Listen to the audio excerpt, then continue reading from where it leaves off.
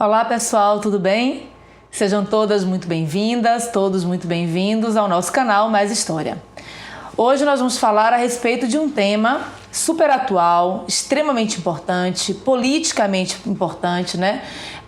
Republicamente importante, democraticamente importante. Nós vamos falar a respeito de feminicídio.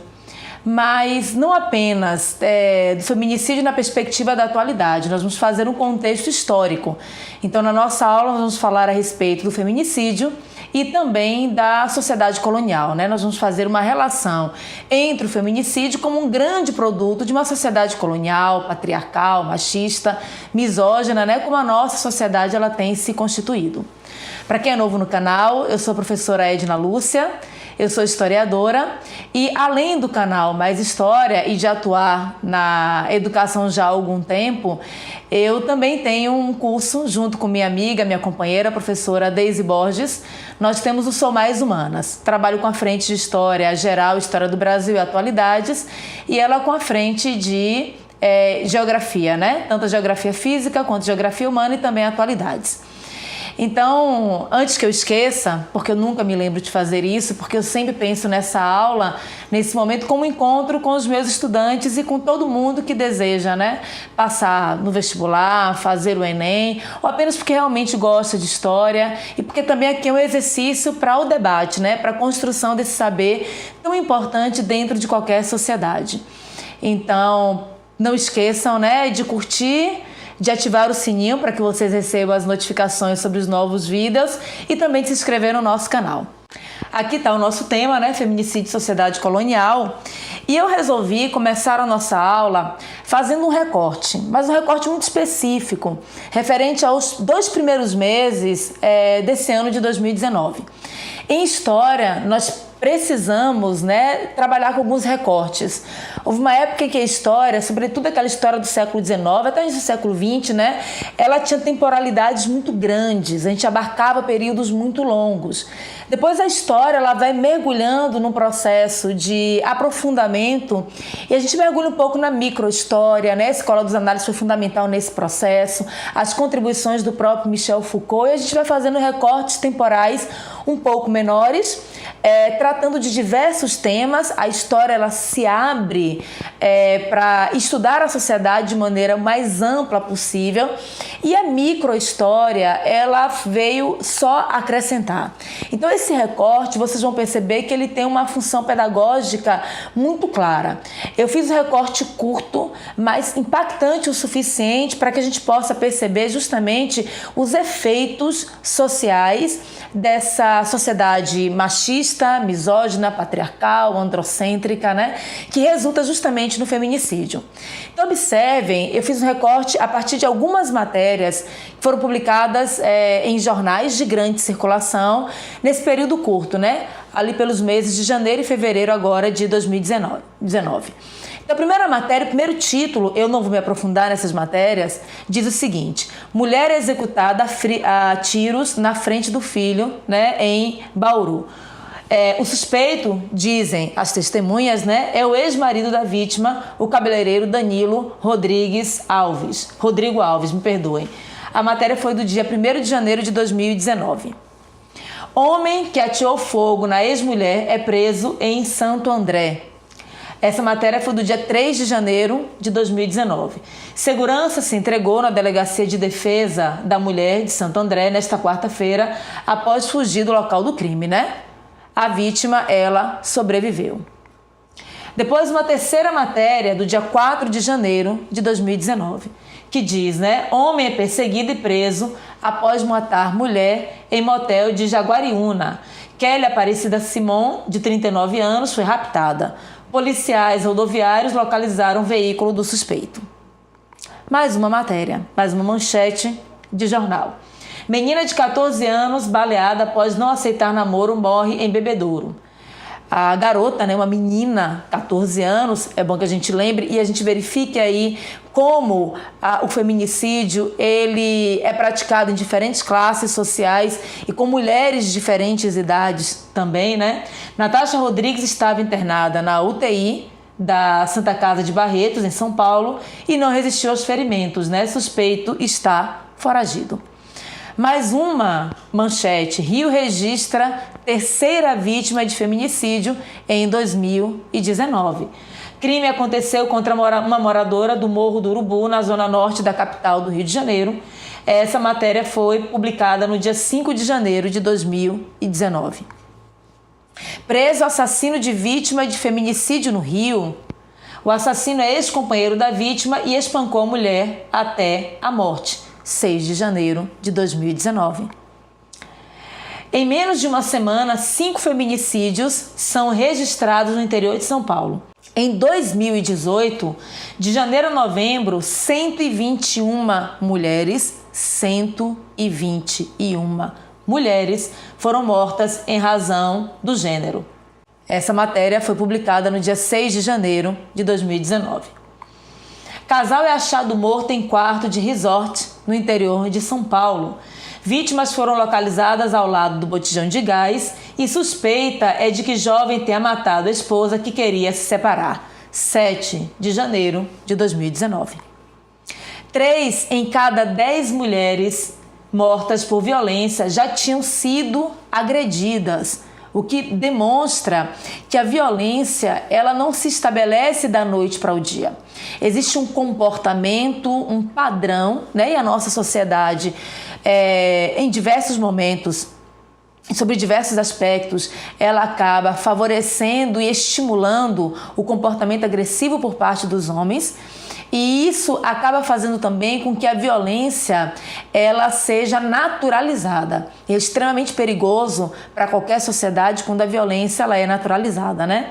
Então, dado consta em um estudo inédito realizado pelo Ministério da Saúde com base em registros de óbitos e atendimentos na rede pública no período que vai de 2011, né, até 2016, né? Isso foi publicado também em 8 de janeiro de 2019.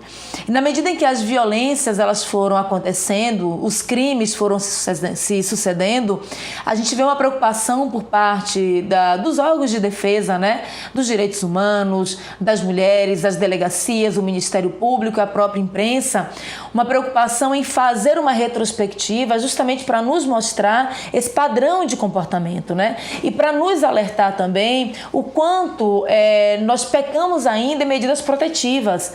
As mulheres elas são violentadas, elas são agredidas diuturnamente, sucessivas vezes. Muitas vezes elas procuram a ajuda necessária, mas não existe ainda por parte do Estado uma estrutura que de fato garanta que a medida protetiva ela seja eficiente. Então muitas mulheres que morrem, elas tinham medida protetiva, os agressores não deveriam se aproximar dessas mulheres. Muitos inclusive acabam não ficando presos, ou são presos e acabam conseguindo a liberdade. Então o Estado vem falhando também na proteção a essas mulheres, né, as vítimas. Maus tratos repetidos contra mulheres aumentam o risco de suicídio, que é um outro aspecto também importante da gente tratar. Porque nós temos, no que se diz respeito à violência contra a mulher, essa violência ela pode ser pensada e ela deve ser pensada sobre diversos aspectos, né? A gente fala do feminicídio. O feminicídio, digamos que é o auge, né? É quando nós chegamos ao ponto máximo no que diz respeito a essa violência. Mas essa violência, ela tem diversas camadas. Então, quando a gente vai tirando essas camadas, a gente começa a entender que esse ciclo de violência, ele afeta o comportamento dessa mulher, afeta a autoestima dessa mulher, em termos de saúde mental e de saúde emocional. As mulheres que são vítimas de violência, elas tendem a sofrer bastante, muitas vezes elas não encontram a acolhida necessária, elas nem sempre conseguem compartilhar, dividir o seu sofrimento, e esse sofrimento, ele leva muitas vezes a fazer com que a vítima, ela atente contra a própria vida. Então o suicídio também é um aspecto que é resultado dessa violência praticada contra a mulher. Então a gente vai falar do feminicídio como máximo, né? Que é o ápice, que é quando o agressor, ele tira a vida vida, daquela mulher. Mas nós temos também mulheres que chegam a cometer suicídio porque não suportam a violência que elas são submetidas. Então essa é uma informação, um dado, uma informação importante que a gente não pode relegar para segundo plano não, viu? Nós precisamos manter toda a atenção nesse aspecto. Então esses maus tratos aumentam o risco de suicídio. Então, de cada 10 mortes, né, de cada 10 mulheres que cometeram suicídio, 4 tinham histórico de lesões autoprovocadas e a maioria dessas vítimas, elas tinham também uma baixa escolaridade. Quando a gente vai pensar a violência contra a mulher, a gente pensa essa violência de maneira holística, de maneira ampla. A questão do acesso à educação, a questão do poder aquisitivo, o quanto essa mulher consegue manter uma relação de independência, de autonomia em relação ao companheiro, ao marido, né, aquele que se transforma no agressor.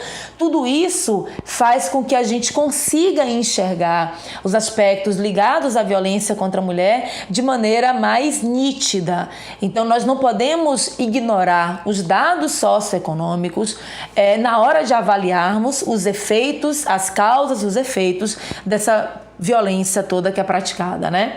Ainda em 2019, crimes contra mulheres estão repercutindo mais, diz uma defensora pública, né? Para Flávia Nascimento, que é a coordenadora de defesa dos direitos da mulher, a tecnologia ela dá mais visibilidade às agressões, né? E isso também foi publicado no dia 8 de janeiro, como reflexo também, né? Desde o dia 1º, a quantidade de pessoas que foram vítimas ou da tentativa ou, de fato, né, da concretização desse feminicídio. Isso é um dado importante. As redes sociais, o advento da internet, essas novas tecnologias permitem também que a gente possa publicizar, né, tornar público esses casos. Recentemente nós tivemos e repercutiu no Brasil inteiro um caso aqui em Salvador, na região metropolitana de Salvador, daquela de Eva, né, da menina. Estarrecedora aquela história. E é importante também que as redes sociais, que são promotoras também de violência contra as mulheres e outras muitas formas de violência, mas elas também são importantes no sentido de dar visibilidade, de denunciar, têm sido também parceiras, né? E essa visibilidade tem sido importante na adoção de políticas públicas e de medidas de combate, e mais do que combater, gente, o que eu vou trazer na nossa aula de hoje é também a necessidade de nós mudarmos a maneira como nós temos nos educado enquanto sociedade. É importante que a gente compreenda as raízes dessa violência toda para que a gente possa mudar. Porque também de nada adianta a gente ficar na discussão e na análise se a gente não partir para uma praxis transformadora, né? Para que essa realidade, o desejo que habita em cada uma de nós, mulheres, em cada um de nós, né? De nós como cidadãos, está justamente no desejo de que esse quadro ele se altere, ele mude, né? O nosso grande sonho é que isso acabe e que nós possamos conviver em uma sociedade muito mais justa, muito mais igualitária, porque ela é boa para todo mundo, né? E quando a sociedade ela é boa para todo mundo, é melhor mesmo, né? É bem óbvio e é bem redundante isso.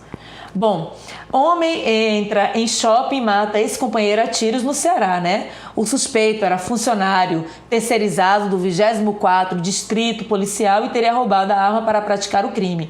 15 de janeiro de 2019. Médico é preso em flagrante ao tentar matar mulher grávida de 7 meses. Vítima teve barriga prensada contra o chão. Vizinhos que ouviram os gritos acionaram a polícia. 17 de janeiro de 2019. Polícia pede prisão de suspeito de matar sobrinha com tiro na cabeça em Guatapará, interior de São Paulo, né? Acusado atingiu um adolescente com disparo de espingarda e testemunhas relataram que ele não aceitava namoro da garota com o homem mais velho. Ele poderá responder por feminicídio. Foi um crime cometido no dia 22 de janeiro de 2019, né? Jovem grávida é morta pelo namorado no interior de São Paulo. Ele foi preso na noite desta terça-feira em Ibaté, após confessar o crime, 23 de janeiro de 2019. Né? Jovem é morta pelo marido preso durante visita íntima na CDP de Jundiaí. A mulher de 22 anos chegou a ser socorrida no hospital da cidade, mas não resistiu aos ferimentos, né? Esse crime ele aconteceu no dia 28 de janeiro de 2019.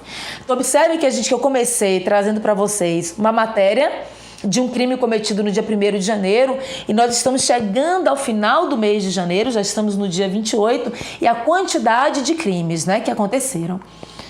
E aí, esse recorte que foi feito, me perdão, lá no início eu falei que foi até fevereiro, me perdoe, na verdade foi todo mês de janeiro, esses crimes, eles fazem com que a gente pare para refletir. É importante que a sociedade civil, que a gente tenha a capacidade de refletirmos sobre aquilo que acontece em nossa sociedade. Então nós não podemos, sob nenhuma hipótese, acreditar que é normal, nós não podemos transformar tanta violência, tantos crimes em algo normal.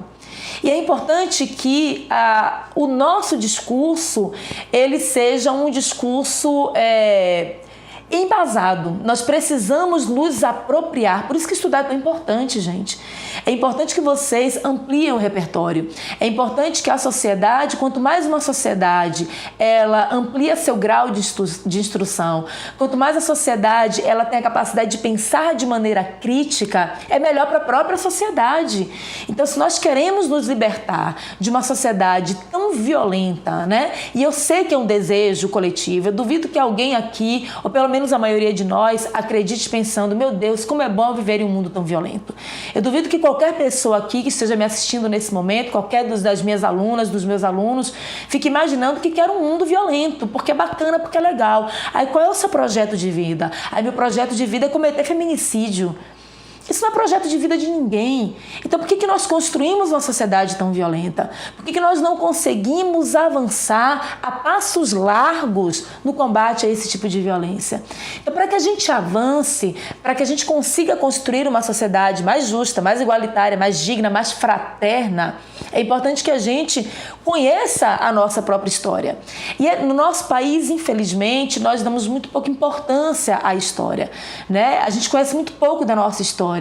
E é engraçado que a maioria dos meus alunos ficam sonhando com o momento em que a gente vai falar da Primeira Guerra Mundial, da Segunda Guerra Mundial, do nazifascismo, e quando chega a história do Brasil, tem, sabe, uma coisa assim de um nariz que torce, porque eu não gosto da história do Brasil, porque é chato. Não.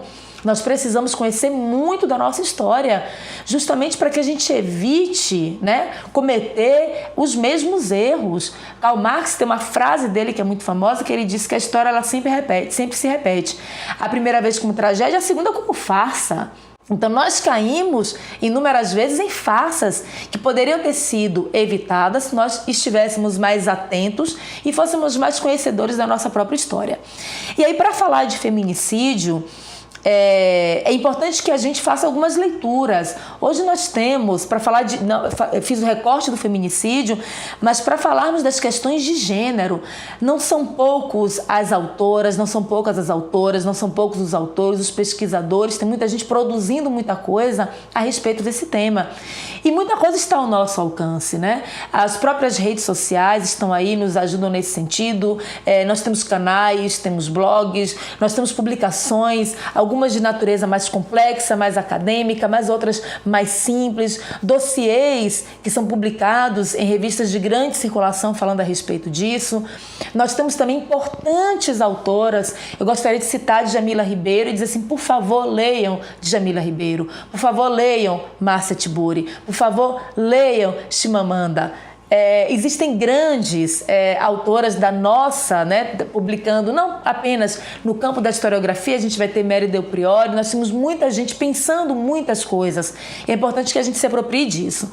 E eu trouxe como dica para a nossa aula de hoje, né, a publicação, né, a Le Monde Diplomatique, né, falando justamente sobre a Revolução Será Feminista. Eu gosto muito da Le Monde, eu espero que esteja aparecendo, o enquadramento esteja correto. Eu gosto muito da Le Monde. Eu não vou dizer para vocês que eu compro toda a semana, porque, na verdade, muitas vezes, alguns temas me chamam mais atenção do que outros, né? Mas eu invisto muito, gente, em revistas, e a Le Monde é uma dessas publicações que fazem parte da minha formação, que eu gosto de indicar para os meus estudantes para que vocês se apropriem. Ampliar repertório é fundamental. Leiam. Conhecimento, ele é libertador. Ele nos ajuda. Eu brinco com meu marido dizendo assim que eu sou insuportável quando eu tenho domínio do conteúdo. Quando eu sei o assunto, eu sinto para debater com qualquer pessoa. Mas para que eu tenha o domínio do conteúdo, eu precisei fazer uma coisa que minha mãe ficava brincando, dizendo que eu alisei o banco da ciência. E a gente precisa alisar o banco da ciência e polir bastante o banco da ciência, que é para a gente ter propriedade daquilo que a gente fala, né? Hoje tem muita gente que acha que é doutor de orelha de livro e que acha que pode falar tudo que vem à mente. E a gente não pode fazer isso, não. Eu, como historiadora, tenho um compromisso com a ciência que eu abracei e um compromisso com aqueles que param para me ouvir. Eu tenho um compromisso muito grande com você que está agora me ouvindo, me assistindo, que é o de trazer uma informação embasada. Eu preciso estudar, preciso me apropriar. Então a gente faz especialização, a gente faz mestrado, a gente faz doutorado, a gente passa uma vida inteira estudando com esse objetivo mesmo, de termos propriedade daquilo que a gente está falando, porque aí a gente contribui com a sociedade. O discurso vazio, né, o discurso de ódio, o discurso da intolerância, ele não contribui com absolutamente nada, muito pelo contrário. E para que essa nossa aula fique ainda mais rica, eu trouxe para vocês também um dossiê. Tá aqui a indicação, né, da agência patriciagalvão.org.br. Tá lá, por favor, leiam. Eu fiz um recorte desse dossiê, não tinha como trazer todo, né? Para que vocês saibam um pouco mais a respeito do que é o feminicídio, né? Um dossiê muito interessante. E nesse dossiê ele vai falar, primeiro, não é uma definição, a gente precisa definir o que é feminicídio, mas ele vai falar também, né, por que as taxas brasileiras de feminicídio são tão alarmantes, né? Porque tantas mulheres morrem porque são mulheres. Porque o feminicídio, ele tem essa característica, né? A mulher, ela é morta por uma questão de gênero. Ela é morta simplesmente porque ela é mulher. Então, por que as nossas taxas são tão alarmantes? Como e por que morrem as mulheres? Quais são as justificativas apresentadas? A gente tem que entender esse mundo. Por que as mulheres morrem? Como essas mulheres estão sendo mortas também. Como evitar as mortes anunciadas. Falei para vocês lá no início da nossa aula e dizer assim, muitas mulheres tinham medidas protetivas e as medidas protetivas não protegeram as mulheres, não cumpriram com seu papel. Então, assim, por que muitas dessas mortes seriam plenamente evitáveis se também os órgãos responsáveis por garantir a segurança dessas mulheres de fato conseguissem garantir a segurança dessas mulheres, né? Quais são os serviços existentes e os seus limites. A gente também precisa conhecer quais são os órgãos, as políticas públicas que foram adotadas, os órgãos que existem, que estão para garantir a nossa defesa e quais são os limites, que é para a gente também não ficar num lugar de que tudo vai ser resolvido assim, num passe de mágica e que você vai denunciar, as coisas são mais complexas do que à primeira vista elas possam parecer. E qual é o papel da imprensa? Como é que a imprensa ela pode ajudar, ela pode contribuir esclarecendo, denunciando, acompanhando? A imprensa, num Estado democrático de direito, ela é fundamental. A imprensa é importante em qualquer sociedade. A imprensa é fundamental para publicizar, para discutir, para trazer à tona temas relevantes. Ela acompanha o tempo inteiro o que está acontecendo na sociedade. E aí, nesse dossiê, gente, eles fazem uma definição de feminicídio que eu vou ler agora para vocês. Então, nomear o problema é uma forma de visibilizar esse cenário grave. Às vezes, a gente quer maquiar a situação. Às vezes, a gente não quer dizer que é racismo. A gente procura termos bem eufemistas, né, para aliviar. A gente tenta mascarar, a gente tenta minimizar. E toda vez que a gente faz isso, e toda vez que a gente se furta a debater de verdade um determinado tema, a gente está prestando um desserviço. A gente não tem que fugir do debate. A gente tem que parar, debater e pensarmos coletivamente. É assim que a sociedade ela se constrói, é dessa forma que ela se constitui. Então, dar o nome, dizer, verbalizar, né? Nominar é importante. Então, quando a gente fala de feminicídio, é fundamental a gente nomear esse problema para a gente conseguir, então, falar, nós vivemos em um país onde o feminicídio ele é uma prática corriqueira. Pronto, falei. E agora vamos entender o que é feminicídio, vamos entender as suas origens e como é que a gente faz para combater isso. Pronto, mas para a gente conseguir fazer isso, a gente tem que falar a respeito, né? O Brasil convive com violências cotidianas contra as mulheres. Violências verbais e não verbais, violências que são físicas, violências simbólicas. Nós mulheres, e qualquer mulher que esteja me ouvindo agora, sabe exatamente do que eu estou falando. Nós somos violentadas o tempo inteiro de diversas formas. E algumas das formas travestidas de uma segurança. Eu pesquiso violência obstétrica. E quando a gente fala de violência obstétrica, é muito interessante quando muitas vezes você vê que a mulher ela está sendo vítima da violência e aquele médico aparece como um cuidador. Ele consegue travestir a violência dele parecendo que é um cuidado, né? E isso faz com que muitas vezes a gente não perceba que esteja sendo vítima daquela violência. A gente sente um desconforto, mas a gente não consegue traduzir aquele desconforto, compreender verdadeiramente esse desconforto, né? Então, nós temos uma realidade onde nós mulheres somos vítimas de inúmeras violências, né, no nosso país, né?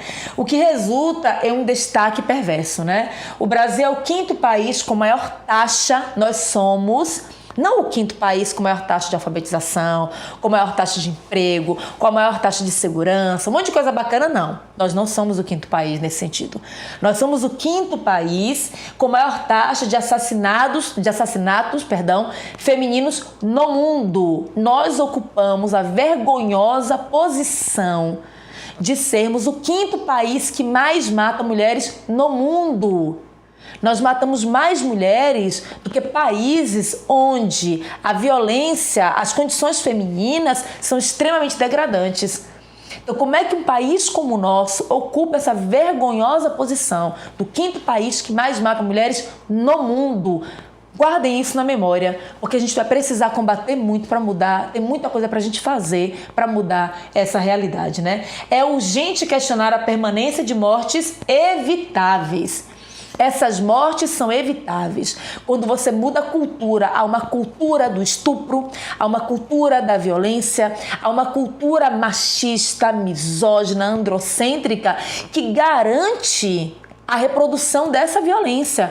Então, quando a gente começar a mudar esse cenário, esse quadro ele vai mudar também. Então, essas mortes, elas são evitáveis. Elas são evitáveis porque se a mulher, desde o primeiro momento que ela procurasse ajuda, ela conseguisse. Essas mortes, elas são evitáveis porque ainda prevalece na nossa cultura a ideia de que em briga de marido e mulher não se mete a colher, se mete o faqueiro inteiro. Não mete só a colher, não, a gente mete o faqueiro inteiro, como buscando também os órgãos responsáveis, a gente liga para a polícia, a gente pede ajuda, a gente faz alguma coisa. Mas a gente não pode pecar por omissão, viu, gente? É importante a gente falar a respeito disso, né?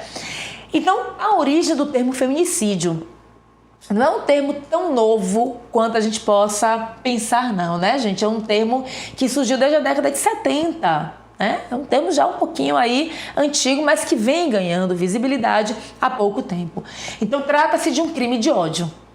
E a gente tem vivido a prática corriqueira de muitos crimes de ódio, de intolerância, e o feminicídio é um desses crimes, né?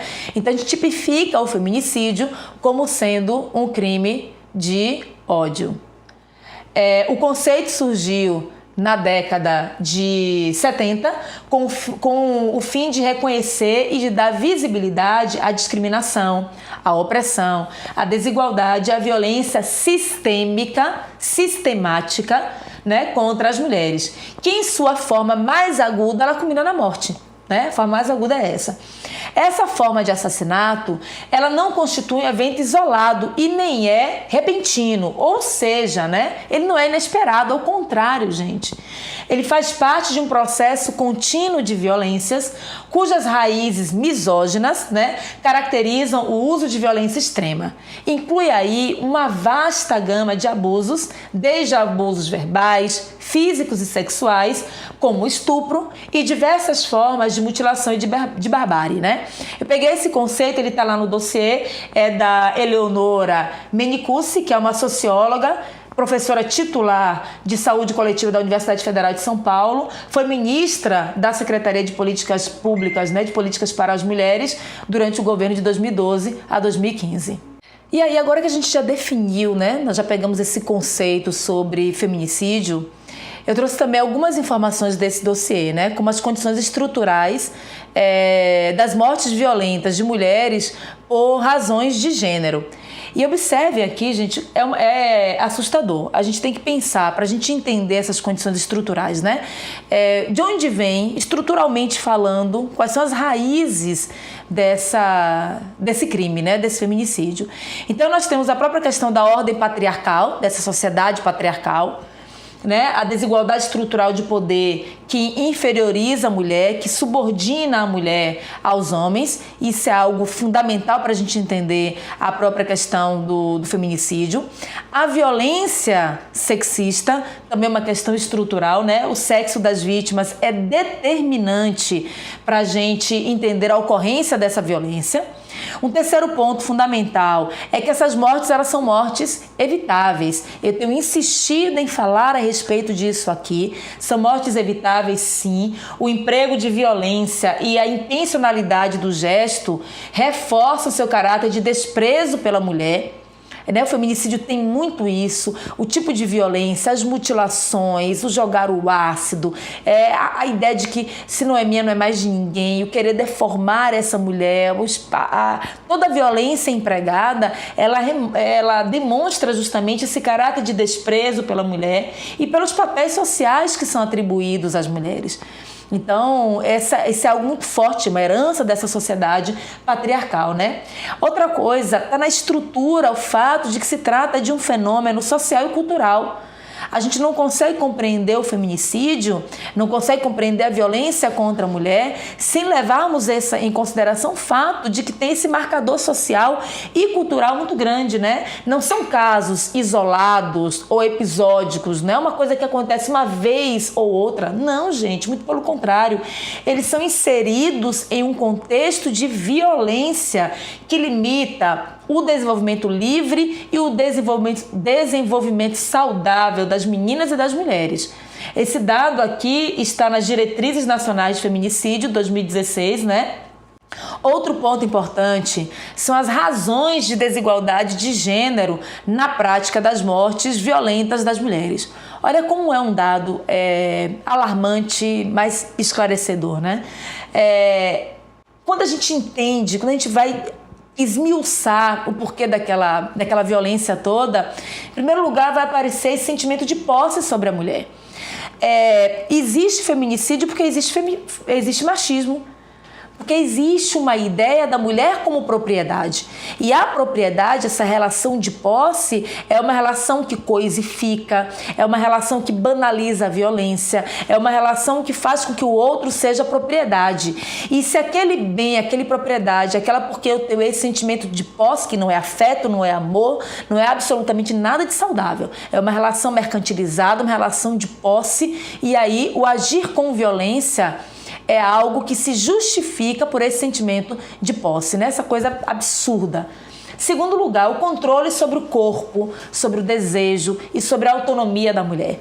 A sociedade machista, patriarcal, androcêntrica, misógina é uma sociedade que não sabe lidar com a liberdade da mulher com relação ao seu corpo, aos seus desejos, aos seus sonhos. Então essa mulher empoderada, essa mulher que é livre, ela causa nesse homem que é machista, que é inseguro, que não consegue se garantir, que estabelece uma relação de propriedade, ele entra em choque, ele não consegue lidar com aquilo.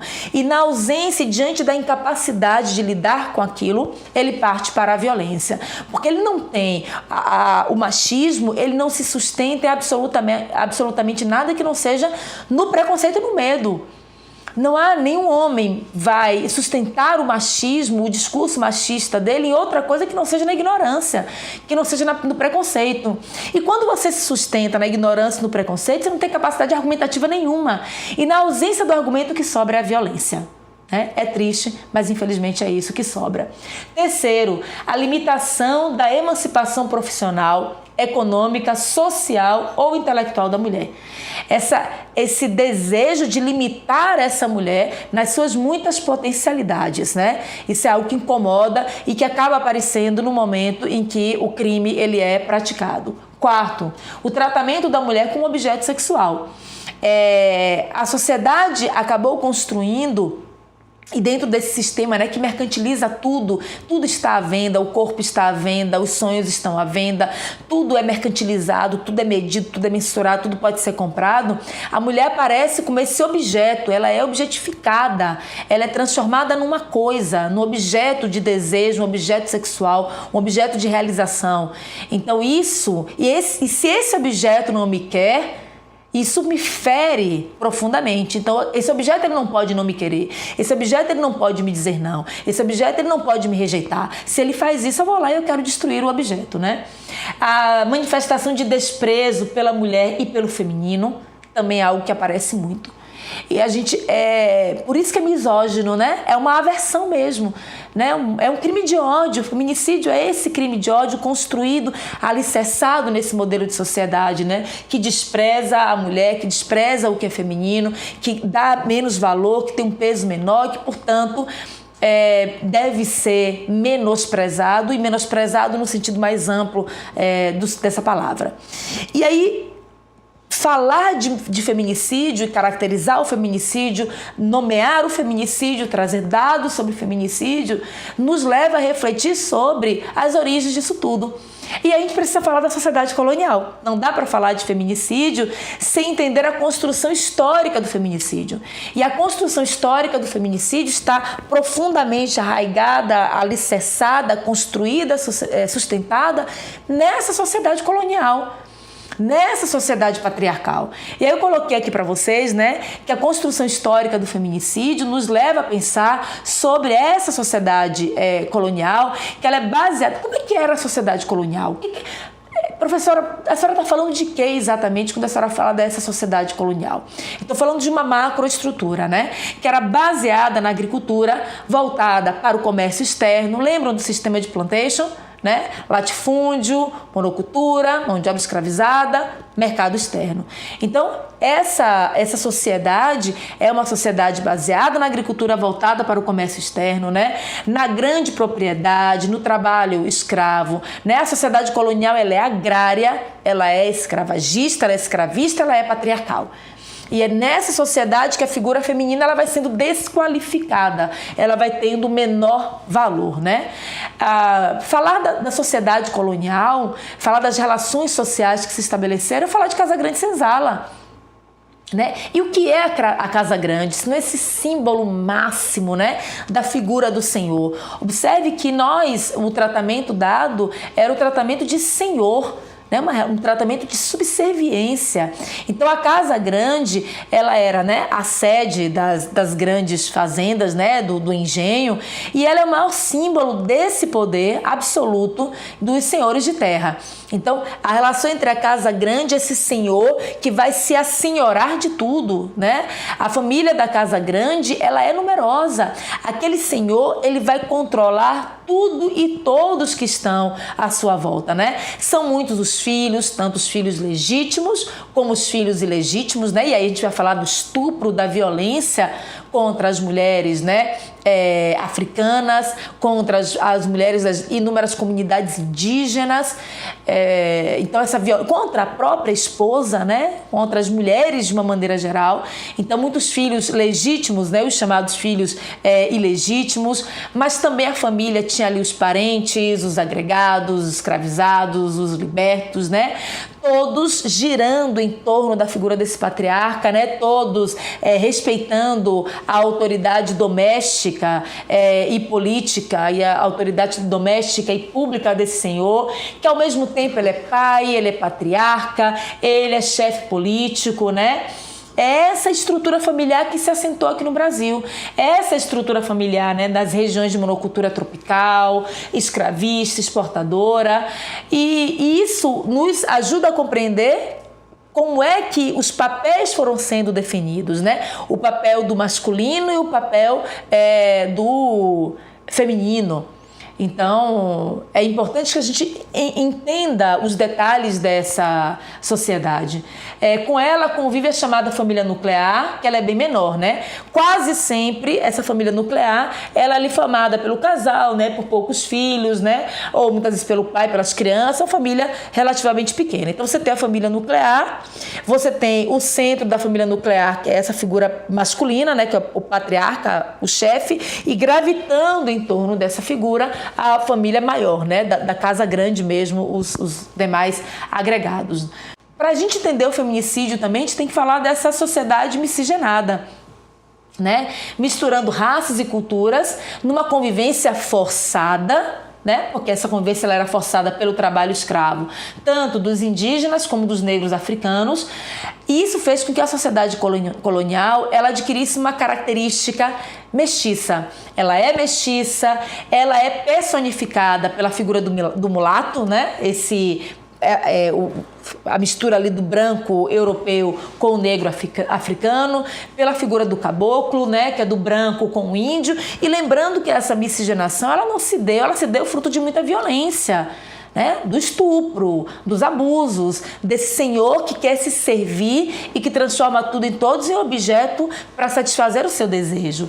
Então, essa miscigenação, ela acabou condicionando também as relações sociais, as relações culturais, né, entre os colonizadores e os colonizados, gerando um modelo de sociedade bem específica, né, dessa sociedade colonial, que é heterogênea, é também multirracial, né, aparentemente harmônica, e tem gente que ainda quer acreditar que nós temos uma democracia racial, lê do engano, ela nunca existiu. Ela é uma grande mentira, ela é uma grande farsa que se construiu justamente nesse processo de miscigenação, que queria construir essa sociedade aparentemente harmônica, sem segregação interna. Esse acabou sendo um mecanismo para tentar disfarçar as desigualdades estruturais entre brancos e negros, entre escravizados e livres, né, entre pobres e ricos, né, que não acabam nem mesmo com a abolição da escravatura durante o século XIX. Então, ela é uma sociedade marcada por profundas desigualdades, mas que quer aparentar uma normalidade, uma harmonia, né, que nunca existiu. E um outro fator importante para a gente entender a questão do feminicídio, da violência contra a mulher, que vai resultar em seu maior grau no feminicídio, está justamente também na questão religiosa. A partir do momento em que as instituições religiosas, elas reforçam e elas naturalizam essas desigualdades, esse comportamento de submissão da mulher, isso acaba criando um padrão, um comportamento que ajudava a reproduzir e a manter essa violência. Então a religião, aqui a igreja, quando ela defendia, né, a aceitação das diferenças sociais, né, quando ela tinha uma postura de submissão da sociedade diante dessas esferas de poder, ela também acaba tendo esse papel fundamental na construção de uma sociedade que é patriarcal e é uma sociedade também violenta. Então, assentada na propriedade monocultora, na escravidão, essa sociedade colonial, ela é patriarcal e ela não tem mecanismos de mobilidade social. E aí ela vai criando cada vez mais estruturas que reforçam esse patriarcado e que reforçam essa desigualdade. O poder concentrado também nas mãos dos grandes proprietários estimulava o clientelismo. E isso criava essa relação de vínculo e de dependência tão nociva, mas ainda tão presente na nossa sociedade, né? Os agregados, em sua grande maioria, né, homens livres, que acabavam gravitando ali em torno do engenho, e as populações das vilas acabavam dependendo politicamente, economicamente desses senhores, que se valiam disso, né, para obterem favores pessoais, para pressionar essas pessoas. Então, quando a gente olha para essa sociedade, a gente entende o porquê de nós chegarmos a ocupar a vergonhosa posição de sermos o 5º país que mais mata mulheres no mundo. É porque nós nos construímos dentro dessas violências, né? E fomos naturalizando essas violências. Então, a gente, para falar de feminicídio, a gente precisa lembrar que o feminicídio é o resultado direto da junção, né? Do patriarcado, né, desse machismo, da subordinação social, da subordinação de gênero, né, da religião, de uma cultura de violência contra a mulher. Isso resulta numa cultura de violência contra a mulher. E o feminicídio vai ser a tradução maior dessa cultura de violência. Então, a história ela é fundamental para que a gente consiga compreender, ela diz muito daquilo que nós somos, desse nosso presente. E eu queria muito que nessa aula de hoje nós pudéssemos discutir um tema de atualidades, um tema que tem reverberado muito na sociedade, um tema que eu considero, sob todos os aspectos, fundamentais para ser debatido, mas que a gente compreendesse o feminicídio a partir de suas raízes históricas, porque compreendendo as raízes históricas, compreendendo quais são as causas do feminicídio, da violência contra a mulher, a gente consegue adotar políticas e mudar a nossa postura, para construir uma sociedade onde a gente não ocupe mais esse lugar, onde o feminicídio não seja mais uma prática comum, onde uma sociedade onde mulheres e homens consigam conviver de maneira mais harmônica, de maneira respeitosa. E é a grande bandeira que nós feministas, eu já disse no outro vídeo que eu me assumo como feminista, ser mulher é a primeira coisa que me define, e eu sou mulher, e a partir do fato de que eu sou mulher, todas as outras coisas acabam vindo agregadas. E para a gente construir essa sociedade que nós feministas defendemos, que é uma sociedade igualitária, né, a gente precisa combater essas práticas de violência, mudar essa sociedade. Espero que vocês tenham gostado da aula, tá? Quem ainda não curtiu, curte, né? Se inscreve no canal. Eu vou buscar alimentar o canal com o máximo de temas possíveis, né? Eu trabalho muito, eu tenho 2 filhos também, eu tenho uma vida, mas eu queria muito poder dividir com vocês aquilo que eu considero como importante, né?